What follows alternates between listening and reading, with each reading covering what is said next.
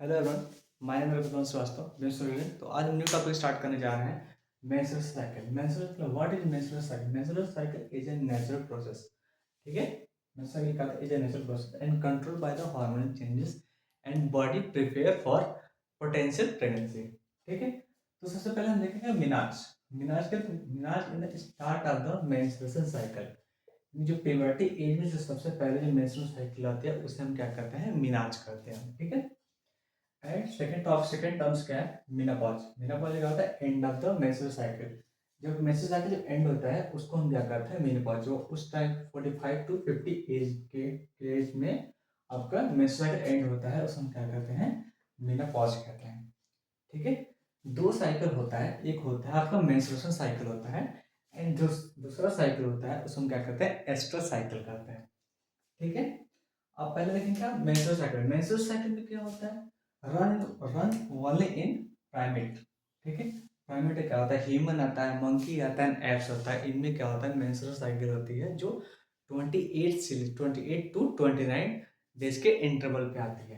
ठीक है, and astral cycle में देख, एस्ट्रल साइकिल में क्या होता है? रन अदर देन प्राइमेट, यानी कि जो ह्यूमन मंकी एंड एप्स, ठीक है, तीनों को छोड़ के जिसमें आता है वहाँ पे एस्ट्रल साइकिल होता है। जैसे आपका काऊ हो गया, बफेलो वगैरह हो गया, उसमें क्या होता है? एस्ट्रल साइकिल होता है, उसमें मेंस्ट्रुअल साइकिल नहीं होती है। ठीक है, मेंस्ट्रुअल साइकिल में सेकंड पॉइंट देखेंगे, after puberty continue till the menopause.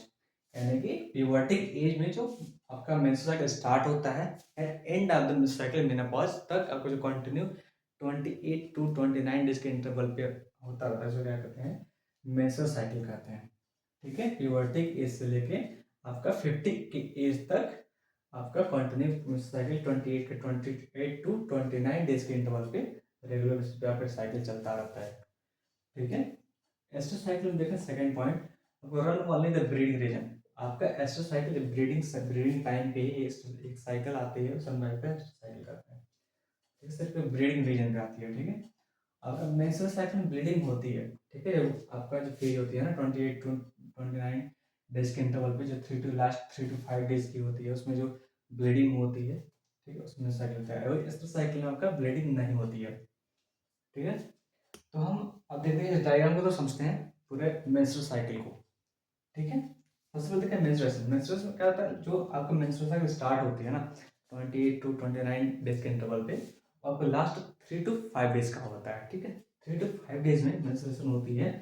उस टाइम पे आपका जो breakdown endometrial line of the uterus, यानी जो यूट्रस का जो एंडोमेट्रियल लाइन होता है वहाँ पे ब्रेकडाउन होती है, और जो वहाँ से ब्लड वेसल के फॉर्म में आपके वेजाइना के थ्रू बाहर निकलता है। ये लास्ट आपका 3 टू 5 डेज पे। ठीक है, इस टाइम पे ब्लीडिंग होती है, जो आपका यूट्रस के एंडोमेट्रियल लाइन ब्रेक डाउन होती है और ब्लड वेसल के थ्रू आपका आपका वजाइना के थ्रू बाहर निकलती है। ठीक है, उसके आगे देखेंगे आपको होता है फॉलिकुलर फेज, यानी proliferative phase.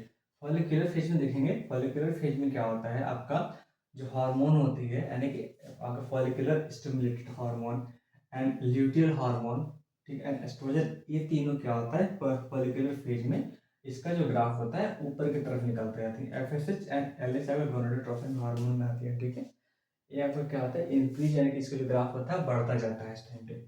Mid cycle 48 days में मिड साइकिल होता है, उस टाइम पे आपका एफएसएच एलएच और एस्ट्रोजन तीनों का बड़ा होता है। उस टाइम पे एलएच रैपिड फॉर्म में सिक्रेशन करता है, तो उस टाइम पे जो ग्रेफियन फॉलिकल्स होता है वो क्या करता है? रप्चर हो जाता है। ठीक है, जब ग्रेफियन फॉलिकल यहाँ पे देखिए आपका, जहाँ पे ग्रेफियन फॉलिकल क्या होता है? रप्चर हो गया है, उस टाइम पे क्या होता है? ओवम रिलीज करता है। ठीक है, आप ध्यान से आप देखोगे, आप यहाँ ग्रेफिन फॉलिकल रप्चर हो गया है और ये जो आपका ओवम क्या होता है? वहाँ से ग्रेफिन फॉलिकल्स बाहर यहाँ पर रिलीज हो गया है, तो उससे हम क्या करते हैं? ओव्यूलेशन करते हैं। ठीक है, आपका सबसे ज़्यादा चांसेस होता है प्रेग्नेंट होने, सबसे ज़्यादा चांसेस 14 डेज में मिड साइकिल में होता है। ओव्यूलेशन के टाइम पे सबसे ज़्यादा चांसेस होती है। ठीक है, और जो जो जो ग्राफिन फॉलिकल की जो बचा हुआ पार्ट होता है वो क्या करता है? सेकंड पे, यानी कि ल्यूटियल फेज में चला जाता है, जो सेक्रेटरी फेज होती है उसमें चला जाता है। इसमें क्या होता है?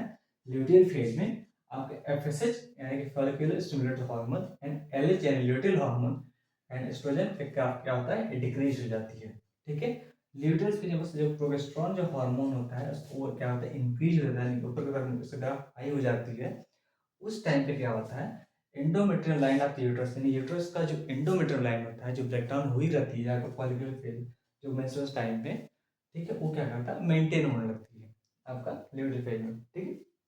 और जैसे ये होता है कि कभी कभी देखोगे आपको जो मेंस्ट्रुअल साइकिल का लैक रहता है, किसी किस टाइम पे मेंस्ट्रुअल साइकिल आती नहीं है, तो उसमें क्या मे बी वो इंडिकेट करता है कि उस टाइम प्रेगनेंसी है, मतलब कि शायद वो कंफर्म नहीं होती है, ठीक है। कभी कभी आप किसी किस्म यानी कि बहुत ज़्यादा स्ट्रेस लेती हो, या आप वो क्या कहते हैं, वो हेल्थ बहुत पुअर, आप पुअर हेल्थ हो, उस टाइम पे भी आपका मेंस्ट्रुअल साइकिल लैक हो जाती है, ठीक है। और इसमें जो हार्मोन यानी कि ovarian hormone level and pituitary hormone यानी एफएसएच यानी follicular stimulated hormone, luteal hormone, oestrogen and progesterone hormone में कोई भी चेंज होती है, वो क्या होता है, ओवरी एंड यूट्रस में चेंजेस दिखे जाते हैं, क्योंकि इसमें ओवेरियन हार्मोन जो भी चेंज होता है उसका इम्पैक्ट दिखता है ओवरी एंड आपका यूट्रस में, ठीक है।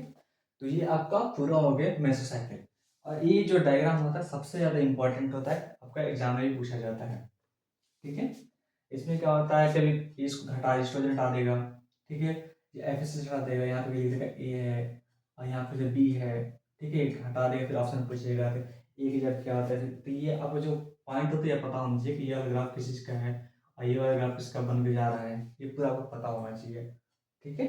ये डायग्राम बहुत ज़्यादा ही इंपॉर्टेंट है आपके नीट एग्जाम के लिए, ठीक है। बाकी नीट का न्यू अपडेट आपका न्यू लेटेस्ट अपडेट आई हुई है, चेंजेस एग्जाम पैटर्न में चेंजेस हुई है, जिसमें जो सेक्शन ए सेक्शन बी तो हट गई है, ठीक है। और टोटल 180 क्वेश्चन है, अब 3 घंटे का ड्यूरेशन है, आपका टाइमिंग भी कम हो गई है, तो उस हिसाब से आप प्रिपेयर हो, इस हिसाब से आप प्रैक्टिस करो, क्वेश्चन सॉल्व करो, टेस्ट कर दिया करो, ठीक है। तो इस टॉपिक एंड करते हैं, इस वीडियो को एंड करते हैं, फिर नेक्स्ट लेक्चर में मिलते हैं आपको नेक्स्ट न्यू टॉपिक के साथ। तब तक के लिए धन्यवाद।